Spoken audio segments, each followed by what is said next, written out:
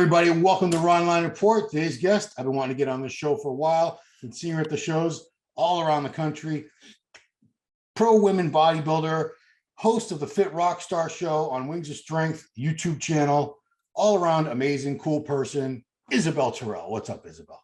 What's up? Wow, that was a really awesome intro. Thank you. I want to actually read a better intro that was on your Instagram from, I wanted to steal it, but I can't do that. Muscle Suits Her.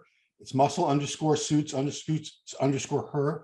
From winning the 2008 USAs to becoming the 2016-2018 Omaha Pro champion, Fit Rockstar has always produced a breathtaking physique for bodybuilding audiences. Heavyweight, jaw-dropping, muscle-packed, and always in love with the sport she dramatically represented. She still carries this passion into her work as a commentator and presenter. Yeah, they did a hell of a job right there. That was really nice of them. Yeah, so. Muscle memory? No, Muscle Suits Her. I assume it must be Instagram for, I should look nice them. I have to reach out to them. Anyway. Thank you, guys. So Isabelle, like I said, I see you at the shows, you know, we see you at this advanced stage in your career, but I don't know anything about your backstory, how it all started for you. All I know is you're from Terre Haute, Indiana, which is somewhere that direction, I believe, pretty far. I'm actually not from Terre Haute, Indiana. It's a place that I lived. I'm a Floridian and a Georgian, if that's right. Probably said that wrong. I believe it is. What part of Florida are you originally from? Orlando. Oh, okay. So you Old town, baby. Wow, Orlando, Florida. So I want to know, were you very athletic as a kid? How did the weight training and bodybuilding start for you? I didn't start weight training and bodybuilding until I was 20 years old, but I was always in sports. I played baseball. I sucked at basketball. I didn't know how to dribble. I know it's crazy, but I can shoot. My passion was soccer, and I was going to be a professional soccer player. So I played that for about 11 years. Wow. I had a full ride scholarship in college for that. And so I tore my ACL and I couldn't do anything. So I was pretty bummed. And so how I got into bodybuilding, which I thought bodybuilding, was stupid. No offense. I hated it. Really? It was a dumb sport. Yeah.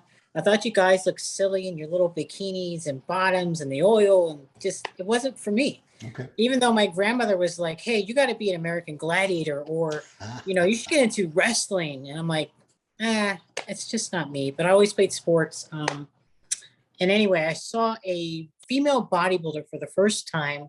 She was a short little girl, like maybe 4'11", but she had these giant arms. And I was working. I saw her and I was like, I have to go say something to her. So I did. I went up to her and I said, hey, you got nice arms. And she said to me, well, you can do this too. And I'm like, me?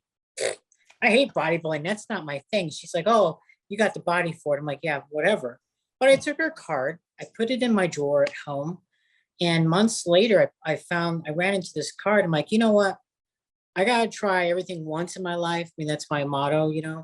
And so I decided, let me try this stupid thing called bodybuilding. One time, I'm done, And so I did. I was 144 pounds when I started. I dropped down to like 116, actually 114. Yeah. And I loved it because I got to see like veins and the body transformation. And I was like, you know what? This thing called bodybuilding is pretty damn awesome. And ever since I fell in love with the sport, I want to know where it came from. I wanted to know what was bodybuilding. And to this day, until I die, I will always be in love with bodybuilding. So it sounds, correct me if I'm wrong, it sounds like you started training specifically to do a competition, like you had never trained before, and then you had that woman that you had met at work prep you for the show? Yeah, so it's funny you say that. So for my first show, I didn't know anything. Like I would eat pasta, that's my thing, and candy. And this lady gave me this sheet with like the meals, 8-ounce, chicken or whatever. And I'm like, this is garbage. I can't be doing this stuff. I hated it. Yeah. The only thing that was my happy time was when I got to have a sugar-free popsicle. But, I never lifted a weight in my life till that time when I started bodybuilding or getting ready for that competition. I didn't know what the hell I just did a lot of lat pull downs, side lateral stuff. I remember the day before my first contest, I was so nervous. I went downstairs in her garage gym, my trainer, Yeah. and I had no shoes on, but I thought, okay, you know what? I'm gonna get me a quick workout in. It's like 6 o'clock in the morning. Everybody's asleep in the house, but I'm in there in a sheet because I'm covered in Protan. and tanning. Yeah, pro Yeah, tan. yeah, yeah. And so I had this sheet on. I have no shoes on. I'm just lifting weights. And as I'm walking, I stubbed my toe. It's the morning of my show. I stubbed my toe, and I'm like, it's the worst pain in the world. It's anyway. Yep. I said to myself, oh my God, now I can't compete in this show. I'm done. And I'm like, I did all that training and prep and eating this crappy chicken and green beans for nothing. Then I said to myself, no, you know what? I'm going to go in there, limping my foot, and no, I don't care. Yeah. And I did. I did what I had to do. I mean, I'm not going to walk away from everything I worked so hard for. But so anyway. So that was age 20. Did you win that show? No, I came in third. Okay. But I'm curious, you didn't see any because you were untrained, but that woman, did you remember her name? Want to give her any reference at all? How? What? Sonia How. Sonia? Sonia. Okay. Yeah. So Sonia was able to see something with your structure, the muscle ability. She saw something that you weren't able to see. When you look back now to like your first show and you look at the pictures, do you see the potential that would ultimately become, USA champion and win a couple pro shows? Yes, I do. Because I had I had a really tiny waist. And from all those lap pull downs that I did, I must have did like 1,000 lap pull downs a day, because again, I don't know what I was doing. I think that helped a lot. And then, I had little legs, but I had a really pretty X. And I look back at that now, would have changed. There's a lot of things that would have changed. And, I wouldn't have just a couple titles. I would have many titles. Let me put it that way.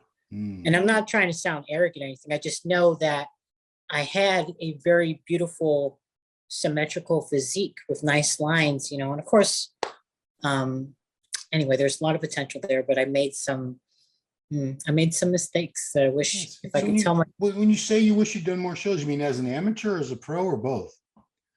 No, I meant like, you mean do more shows? What do you mean? I didn't know if that's what you meant, that you wish you had done more, or the one regret. I wish I would have done more things with my bodybuilding. I don't think I gave it enough. You know what I mean? I don't think I gave it enough of me. Bodybuilding is very about yourself. It's about you and everything you do. And unfortunately, I was only giving in like 70%, and I wish I would have given 100% back then, because I think I would have been a very successful bodybuilder had I done that. Yeah, I mean, but you're still a fairly young person, Isabelle, and you just competed. Yeah, I mean, you won. Was 2003? Was that your first? The early show I could find was 2003 Excalibur, where you won the heavyweight and overall. But had you been doing it for a couple of years by that point? Yes. So I competed at a couple of amateur shows. So we used to have, like in Florida, level 1, level 2, level 3, 4. Yeah. And so I would compete at a level 4 level. And then how I did that nationals, or whatever, the Excalibur, excuse me, which was in California. This is a funny story. So one day I'm training, and I said to myself, you know what? I want to be a pro. I found out I could be a pro. And I'm like, everybody keeps on telling me that I got all this potential. Yeah. So let's go. So then I looked up national qualifiers for the rest of the year in Florida. Nothing. The only one was California. I'm in Orlando, Florida. Yeah. And I'm like, okay, this must be only open for California athletes. No, it's open for everybody. So I'm like, you know what? I don't know anything about bodybuilding. Those girls over there are massive. That's the mecca of bodybuilding. I'm screwed. But you know what? I don't know till I try. So I said, okay, you know what? Let's do this. So we're going to compete in California, which is retarded because most people don't. Well, at least me, and I know they don't do that. Yeah. So anyway, that was such a great show. I remember that so well. I didn't know anybody competing in that show, but I found out I competed with girls who just got out of nationals the week before. So I beat girls who were in nationals, which was, that's my first show. Nobody knew who I was. Yeah. And it was nice. Yeah. I mean, because I lived out there for 10 years and I worked covering shows out there. And that was a show that, in general, the California shows were tough because there were like someone who had been the best bodybuilder in Florida or Ohio or Pennsylvania, and then a lot of them in the 90s would move out to LA, or at least spend, a lot of them would actually come up and compete. Like I remember the first time I saw Craig Titus was the 91 Excalibur, and he came up from Texas to win that show. Trey Brewer won that. It became a show that people wanted to win and I think the timing, it's in December usually, right? Yeah, right. So yeah, it's a tough show because those California shows, it's a lot of all-stars from the rest of the country at that time that would live in California. So up until that point, did you not know that there was such a thing as like pro bodybuilding that you could aspire to? Oh yeah. That's why I wanted to do a national, because I wanted to try to get that status to get ready for like USA's or nationals to get a pro card. Yeah, I knew, but I just didn't know what my potential was. okay. So yeah, 5 years later, you showed that potential. You won the whole USA, which back in the old days, I think they were giving out a few more pro cards by that time, but for many years, you would have been the only woman that walked out of that show as a pro in the old days of the USA, because they gave out one pro card per male, one per female at every USA back in those days. So I'm very proud of that. You should be. I mean, overall, it's great to say I turned pro, and then they say, well, how'd you do it? You say, well, I was second in my class. I go, second in your class and you're a pro? And you're like, yeah, but no, winning the overall at a show like that. I got to tell you, the second place pro card, I don't agree with it at all. I mean, listen, it's great. It's a pro card. Okay. But yeah, like you just said, second place pro card, it's not my thing. I don't, I'm glad we give away a lot of pro cards to all these athletes for opportunities, but second place pro card, no. Yeah. It shouldn't be allowed. Totally agree. Obviously, I'm going to agree with that. So you've done a few pro shows. You've won, oddly enough, the same pro show twice, Omaha Pro Show in 2016, 2018. And then for 4 years, you didn't step on stage. And I saw you at all these shows. And I can't remember when it was. So it must have been very early this season. You were starting to look slimmer, like you were dieting. And I said, are you competing? And I think you just sort of like deflected the question the first time I asked. Then I saw you like a month later, another show. I said, you had lost, it looked to me like another 10 pounds. I said, you're doing a show. You're competing again, aren't you? And I think at that point you told me that you were. You ended up doing the Savannah Pro and taking third. But what brought you out of retirement? What made you decide I do want to do this at least one more time? Well, first of all, my last show was Norfolk in 2019. Oh. I never retired, but I think that's funny that people say that, right? Knowing me, I would totally tell people, yeah, I'm done with bodybuilding. But unfortunately for me, that was a last minute show that I jumped into. And, I'm working under George Farah, who we started at 210 pounds. Yeah, I know, that's so scary. I mean, you carry it well, Isabelle. I mean, obviously. Well, but, there was a difference this time. So the heaviest I've been in my off season is 205. Oh. And when I was 205, I was a solid 205. And 210, this time around, it wasn't the same. I was more like Stay Puff, the Marshmallow Woman. Yeah, I know Stay Puff Marshmallow Man. George took me under his wing, and we got down to 152 pounds, maybe less than that. Yep. And he did such a great job. And I was really amazed that I still had, I don't know, but it's been a while since I competed, and I still train, but I still had a little waist and that X frame, which, so I was happy with that. I really loved the show. It was a great experience. But I have to give a shout out to this guy, because this is ultimately the person who really talked me into doing the show. So Bob Chiccarello. Bob, okay. Yeah, he put me on the spot. I told him I was going to be competing. He's like, well, you need to set a date. You need to do this. You need to do that. I'm like, I don't have a date. So then he said, do Savannah. And I was like, no, you're crazy. I'm not going to do Savannah. But, he really talked me into it. He looked at me and, he can see that I can easily pull it off. So I did. And I listened to him. I'm grateful for him, because if I didn't, I would not have done Savannah, to be honest with you. I'd probably be still dieting. But some show that never came, right? Some show that never came. Wow. But I am dieting right now, actually. I'm getting ready for next year. So I'm excited about that. That show that I did in Norfolk, it wasn't about my placing. It was more about the people.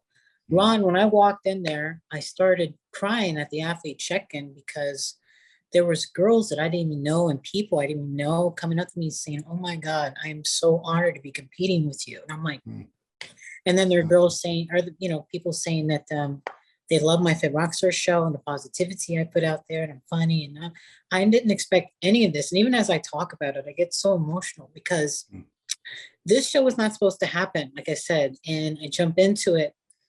And the biggest thing that I got out of it was the people, the memories that I made. And again, it wasn't about a placing. I'm happy with where I stand. I'm happy with what I brought in a short notice of time, but the people. And I will say this, which also made me cry. Natalia Kaliva, who, you know, the big Russian chick who's going to do something. They call her Amazonka and is on Instagram, Natalia. This is the one that's Slovakian princess. What's her name? No, that's Erica's friend. No, she has. I think this is her friend Natalia. Anyway, go ahead. Okay. Anyway, Natalia, when I came off the stage, and she gave me like, it looked like 3 dozen long stem roses, big bouquet. She's like, here.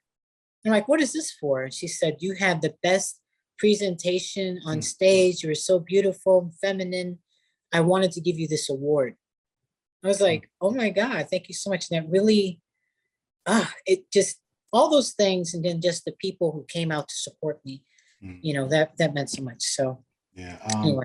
Because you work on the media side, you're gone, I don't know, it seems to me like every weekend covering a show somewhere. Is it every weekend?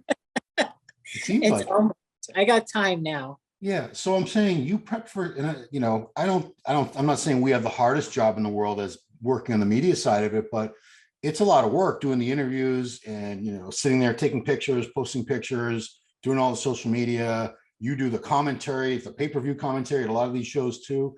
You were doing that while dieting, while worrying about, I'm supposed to have a chicken breast and a half a baked potato 45 minutes ago, but here I am I can't stop doing these interviews. Was it a challenge? It was a challenge. Absolutely. But I believe if you really want something bad enough, you make it work. So if I'm doing a commentary and if I'm quiet, the camera's not on me, well, I'll tell them, hey, take the camera off me. I'm going to eat. I was just doing that at the Rising Phoenix. I was putting on like the mute button, and then I'm snacking as, you know, I'm not going to let myself, all that gains I've made, no way, I got to eat. You know, I could I say, I gotta go use the bathroom. I'll go to the bathroom, sneak up some food, you know, eat, whatever you got to do. Yeah, you're just like me. That's why as soon as I start feeling hunger pains, I'm like, losing my you know, and also I got by the table, Ron, I got dumbbells there, so I need to do No, you stuff early. don't. You get those beautiful dresses and stuff. You wouldn't be doing curls with those. Are you kidding me, honey? Did you see the video of me deadlifting in my dress with my high heels? That was a stunt. I was very, very frightened for you watching. Those weren't fake weights either. Oh my goodness. And those are, you know, you're without any shoes at all. You're like already 5'8". No. You're not taller than that. I'm 4'10". 4'10". You're not 4. No, you're about 5. You're about 5'7" or 5'8" without shoes on. Oh my God, I love you, Ron. Get your eyes checked. Well, you can see I've already got poor vision. I'm 5'5". You're 5'5", okay, but I'm saying you wear these heels like, I mean, that's another level of pain that I'm sure you have to go through. Yes. What'd you say, 8-inch heels? 8-inch heels. I didn't think that was even scientifically possible. Wow. Is that true? You know They're 8-inch? Yeah. So my next ones I'm getting are 10 inches. It's like stilts. Your ankles must be killing you, your toes. No, because they're platforms. Okay. Yeah, see. You don't know? Put on some platforms next time. You can see how. she's tried to explain it to me. I still don't get what the different types of shoes are. I'm slow. But I want to talk about women's bodybuilding because you are a huge part of Wings of Strength, which is Jake Wood's company he started, I think it was like 15 years ago at this point. It's been around a while. And I think this man and his company single-handedly brought women's bodybuilding back from, I wouldn't say the dead, but it was on life support for sure. I mean, I don't know if you might not be old enough to remember. I remember a year when the Ms. Olympia was canceled. I do remember that. And at the last minute, the late Strong and Shapely Jim, what's his name? Bob Bonham and the late Kenny Castle, they promoted it at like a high school or something, but it would have missed a year. And then, as you know, they dropped it from Ms. International years back. And they brought in women's physique, and a lot of us were like, they're getting rid of women's bodybuilding. This is going to be the new women's bodybuilding, and they're just going to phase it out slowly but surely. But Jake Wood comes along a few years ago, starts putting on, actually Rising Phoenix. How long has that been going on for? she's 2015, I want to say. Okay. So he brings back a show with better production. It's just for women, better prize money than the Ms. Olympia, which still is. I mean, if you factor in, Yeah. just gave away, was it $50,000? And I don't know how much that was, a Jeep, real tricked out Jeep or something. It was a Ford, no, I'm sorry, Chevrolet, like Longhorn, something like that. It's a huge, it's a beautiful truck. Yeah, I mean, so he gets like the deluxe version of whatever vehicle is, like the very most expensive version you can get. So, I mean, this guy, you were competing at that time. Were you worried that women's bodybuilding at one point was going to be going away, something that you had already had a passion for and were doing well at? And what was your reaction or your feelings when you saw Jake Wood and Wings of Strength bring it back?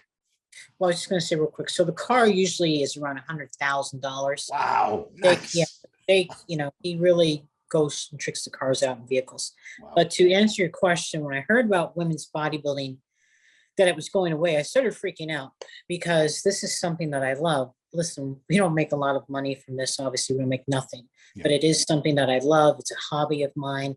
And if I don't compete, what am I going to do? It's like, I got to go on stage.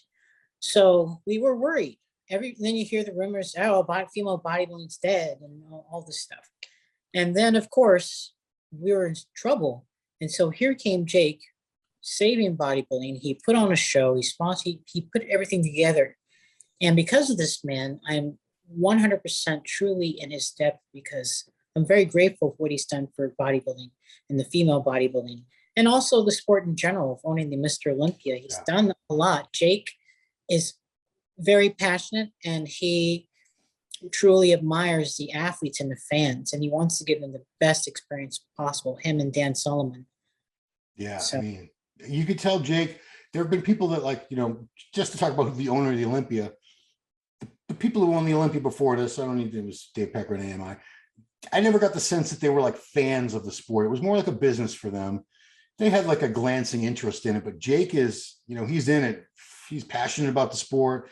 He watches the shows. He knows who all the athletes are. I defy you to tell me that last guy couldn't name like more than 3 or 4 of the athletes competing in the Olympia weekend. He's done so much. And I want to say, you have this great show on his YouTube channel, or the Wings of Strength YouTube channel. Actually, let me back up. And how did you personally become involved with Wings of Strength? So some way, somehow, they reached out to me, Wings of Strength, and wanted to have me as an ambassador. And so I was very touched by that, because I don't see what other people see. And so I got on board, and we did all these cool projects for female bodybuilders, making calendars and all this kind of stuff. And they took care of us. They gave us food. Jake always had food, him and his ex-wife, for us, gave us per diem, all this stuff. He took so much care of us. And they wanted to put so much positivity in the sport of bodybuilding, which they have, but he gave us a lot of opportunities, a lot. And the ambassador program has grown so much now. They have different tiers and whatnot. And listen, you get paid to do what you love, bodybuilding.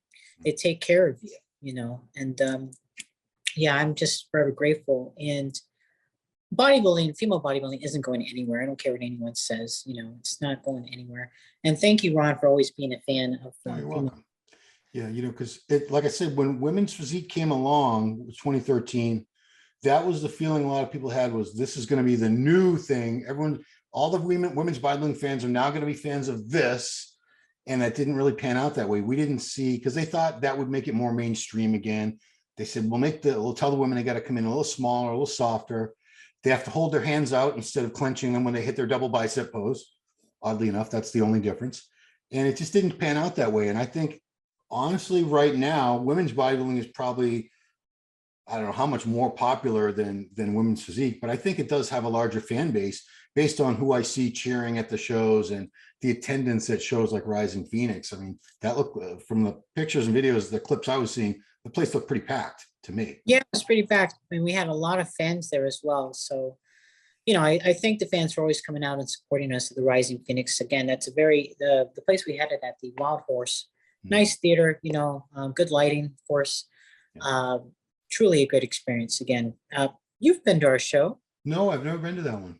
We have to get you out sometime. Yeah, in Arizona since Grand Canyon when I was 17.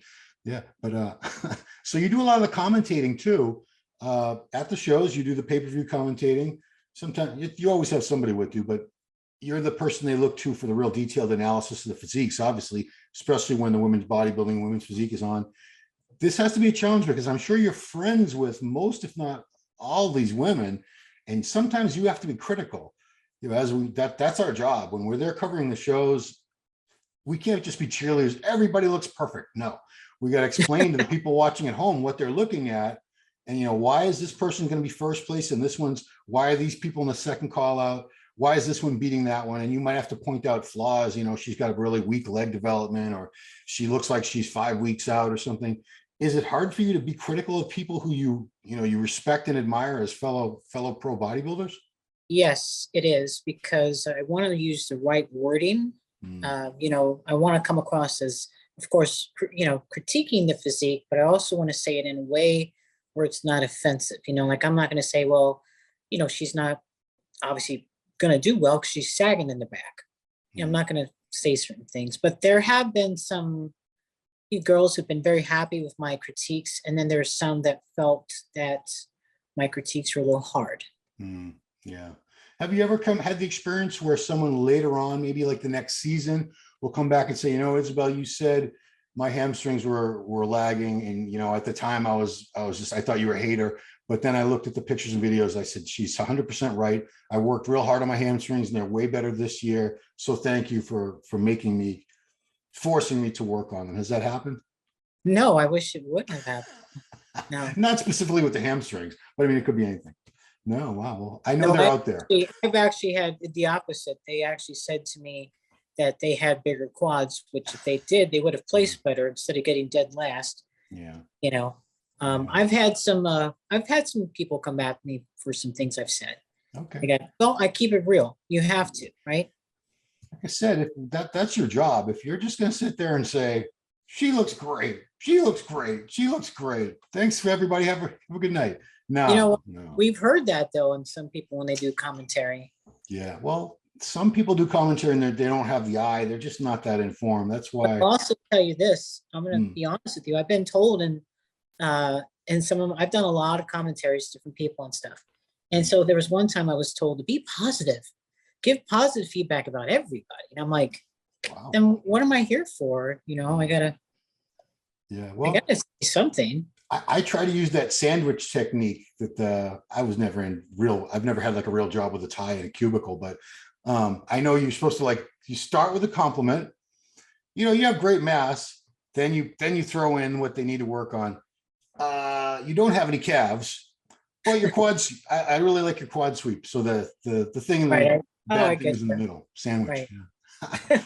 Yeah. So that also you have the Fit Rockstar show that's on Wings of Strength YouTube channel where you interview, I don't know, how many shows have you done? It's a couple hundred at this point, I think. Yeah. It's up there. It's up there. So I'm not going to say who's your favorite guest, but what interview or interviews really stand out as interesting or unexpected? Like you didn't think it was going to end up being as cool or interesting as it was. And then, wow, this ended up being like the greatest interview you had in months or years. Whitney Jones. Okay. Was my best. Well, all those people I interviewed, they have great stories about themselves and how they are so dedicated to the sport. And I'm very fortunate with my job that I get to interview these champions and whatnot. And again, that's what helped me get back in shape and compete because of these inspiring people. But Whitney really stood out to me the most. I actually cried. I cried during our interview because her passion, you can see it. I mean, this woman didn't know anything about fitness, didn't have a gymnastic background, any of that stuff. She's had a broken foot on stage. It still went on. You know, she's done a lot of things. I mean, she almost died, you know, and she kept on going. I mean, again, I've had a lot of great interviews where it makes you want to cry, they make me laugh. But hers is the one that really pushed me. Just how she was putting things in perspective, you know. So I get asked this question as an interview a lot. Who's your dream interview? It could be someone that's still alive, someone that's been gone for a long time, but one interview that would be, if you got that, you'd be like, I'm good, I'm done. I can walk away from being an interviewer. This was it. in our sports? No, let's open it up to the whole world. Why not? I would. Winston Churchill. Oh, wow. Interesting. Interesting choice. Okay. I don't know much about him. I know he was like, he got England through World War II and so forth. He had the cigar and the speeches and all that. But was that someone you in like history class that you really connected with or something? No, I just like his thinking on things. But my second person would be Albert Einstein. Third would be Joe Weider. Wow. Okay. Joe Weider, that would be a great one for sure. No, For sure. Huh. Yeah. People ask me like, what's the best one you've done? And I said, well, it was Arnold, but I don't know if I'd call it an interview because I would ask a question. And I think he already knew what all the questions, I had to provide all the questions beforehand anyway. So he had everything rehearsed in his head. And he was just sort of talking, not necessarily to me, I don't think. But anyway, we ended up using it in the magazine. Were you nervous? Oh yeah. It was the toughest interview of my life because I was on call 24/7 for about 4 weeks. I slept with my phone next to my pillow because they told me you're going to get a call from an unknown number. And at that point, you're going to have like 5 minutes and then he's going to do the interview. They said it could be any time. I said, oh, okay. So one day the unknown thing. Coffee did you have? Hmm? How many cups of coffee did you have? I don't, you know what? Luckily it wasn't like at 3 a.m. or something, or I would have been a zombie. But I remember like I had my little notepad with my questions and I would carry it with me everywhere, that and my cell phone, into the bathroom, if I was in the shower, I'd be freaking out like, oh, I hope he doesn't call now. Anyway, man. Last thing I want to talk about, Isabelle, because I'm a huge, huge horror fan, as you may or may not know. And I love talking to other horror fans. You've been going to horror conventions. I've been to a few of those too. I just want to know, was it always something you're into? Because I was watching like the Universal horror movies at age 3 or 4 when I was a little kid, and then Creature double feature. Is it a lifelong thing for you? It has. So my first horror movie that I got to watch was Evil Dead. Oh, wow. And I was like, oh my God, this is awesome. And that was the start of like my horror thing. And the creepiest thing is that when I have a nightmare, it's always about Leatherface chasing me with a chainsaw. Wow. And you know what? I've watched that movie over 50 times. The 74? Even though it freaks me out. Yeah, the original, yeah. Huh. Wow. But I love horror. I love it. Do you have a particular genre of horror, like slasher or demonic or whatever that's your favorite? I do like slasher horror. Favorite slasher? Which one? It's usually one of 3, but it could be anybody. Well, I mean, my favorite horror movie of all time. Because as far as slashers go, I don't really have a favorite slasher movie, but my favorite horror, of course, that I like is I just seen it the other day, Hellraiser. Oh, okay. Not the new Netflix version, or is it on Hulu? I can't remember. Hulu. It was pretty good. I didn't like it. I don't like a lot of remakes. Did you see the Evil Dead remake though? That's like 10 years old now. Yeah. I'll tell you what was horrible was that Halloween Ends. Oh. It was a complete garbage shit show. I was like, what the hell am I watching here? And I love Michael Myers. I know. And this was a disgrace to Michael Myers. Yeah, they brought in a whole new character, this kid Corey. I'm like, well, is this movie going to be about this Corey guy? What's going on here? And it pretty much was. It's horrible. So Halloween, you love dress. Good Lord, you've got so many cool outfits just for bodybuilding shows. I can imagine in October you must go to I don't know how many Halloween parties and how many. What are some of your best costumes in memory for? I assume you've dressed up for Halloween many times. Female Pinhead. Ah, wow. Yeah, because of the. But did you do the whole do you go all the way out like latex appliances and all that crap? No, I didn't get that crazy. You never know. Last horror question is scariest movie you ever saw, the one that really, really got you. Well, I'm a big Terrifier fan. And so when I saw Terrifier the first time, the way that he was chopping down that girl right down her excuse me, I can't say that, her coochie care. No, he had was it a hacksaw? It was, he was sawing it. He saw, I'm like freaking out, and he just keeps on going, and it's so graphic how they did it. So that was the one that freaked me out. Wow. Okay. I thought, I thought you'd say like mine was The Exorcist. I thought you'd say, The Exorcist. Or some people say Halloween, but Terrifier is fairly recent. One is Scanners. Yeah. David Cronenberg. Yeah. Yeah. Okay. Wow. That's good. You know the classics. Good for you. So would you compete again? Are you planning on competing again? You're dieting. So I'm guessing next season sometime, maybe? Maybe May. Okay. So do you look at like the contest schedule of what I'm probably gonna have to be at this show, that show, and try to find like a block of time? Well, this must be incredibly difficult for you to do. A block of time where maybe you'll have at least 4 weeks where you don't have to travel anywhere. I don't know if that's even possible for you. I don't think. Yes, I do put a block of time where I do have like 4 weeks where I don't travel. Actually, 8 weeks is what it's supposed to be. But again, when I have everything I need, my food, the gym, and I know I'm on at that time, if I'm 4 or 5 weeks out, I should be crispy and ready to go. Yeah. So that little bit of travel isn't going to really hurt me as much. Okay. It doesn't affect me. Because I did that for this last show. And I was fine. Okay. Any show, obviously the Ms. Olympia, I'm sure you'd love to be on that stage, but any other shows like maybe we could see a Rising Phoenix, or do you always have to work that show? So I always have to work that show as a commentary. So we may be looking at maybe Chicago, Okay. Puerto Rico, if we have that again. There are some new shows that are coming to female bodybuilding next year, and I'll maybe consider those and then plan it out. Go from there. But the goal was to win and get Olympia qualified, go to the Olympia and get in the top 5. That is my goal for next year. And I'm hungry for it. So Tampa Pro has women's bodybuilding. It does. That's Florida, where you're from. Maybe a Florida show, because maybe you want to do a pro show in Florida before it's all said and done, like Dexter ended up doing a couple of years ago. Just throwing it out there. Just throwing it out there. Yeah, you're right. I mean, thank you, Coach Ron. And Tim Gardner puts on a hell of a show, as you know. I've done his show. It's very good. Yeah. I've done his shows. Cool. Okay. Well, I want to encourage everyone to follow you on your social media at Fit Rockstar on Instagram, at Fit Rockstar. And you still have the website fitrockstar.com, correct? Yeah, and don't forget Fit Rockstar Show. Please follow me on Instagram, Fit Rockstar Show. Okay. And of course, on YouTube, which you're watching this on, Fit Rockstar Show on Wings of Strength channel, Wings of Strength. Tons of great content. Yes. I know you have at least 100 of those up there because I think I looked and it had like the episode number and it was over 100. A lot of them up there because we do skits. We do interviews and skits.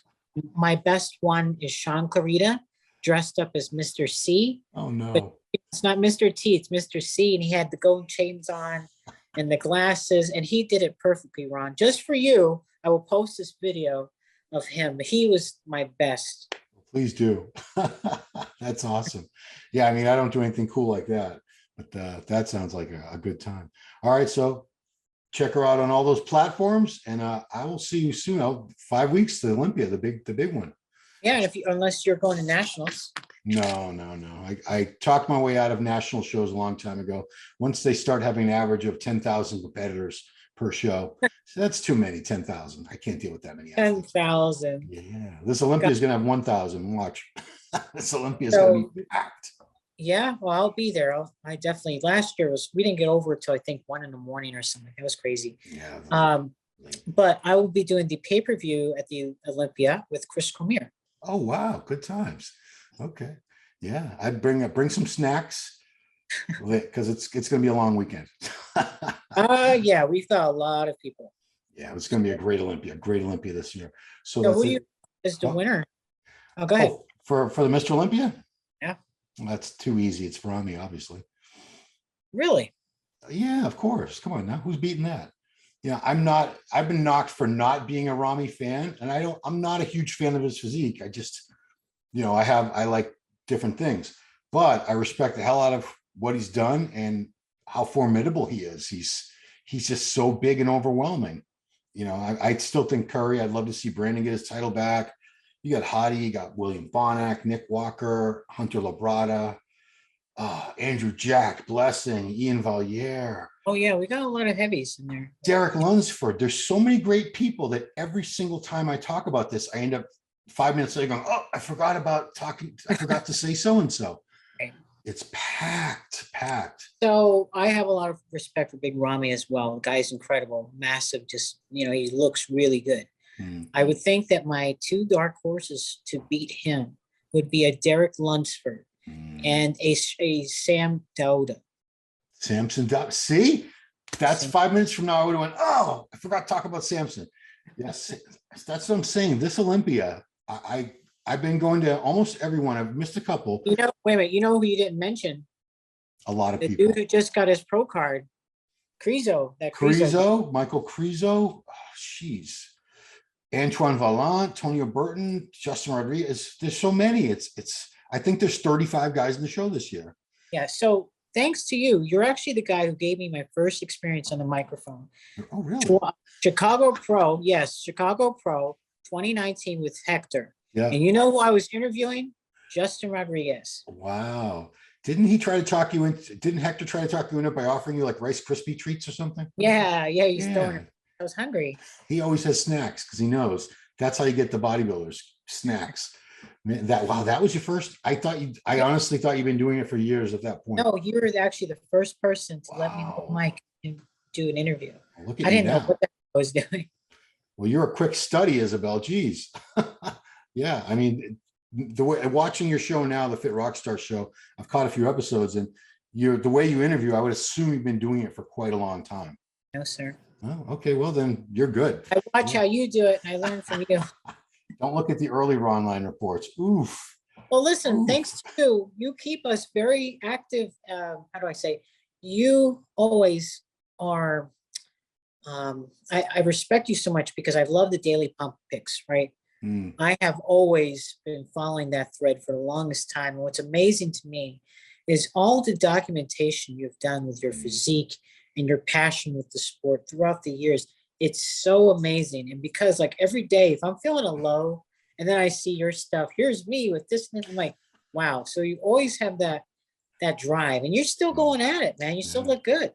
Yeah. So are you going to do the Masters Olympia? No, you know what? That was Jake. Bucharest. Jake announced it. Is it Bucharest? Yeah.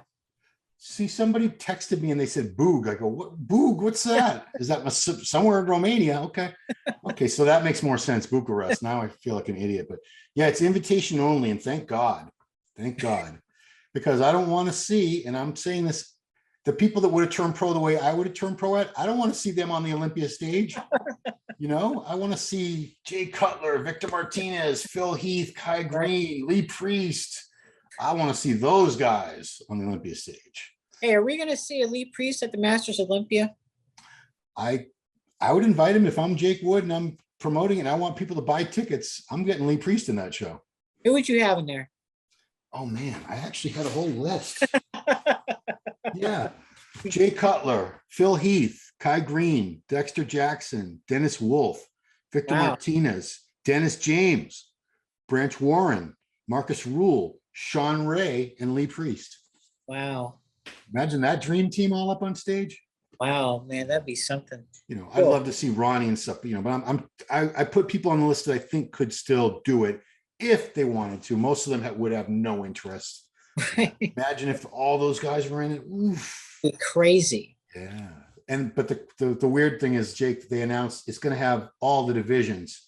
So they're going to have a 212 Masters Olympia, a Classic Physique Mr. Olympia, and a Men's Physique Mr. Olympia.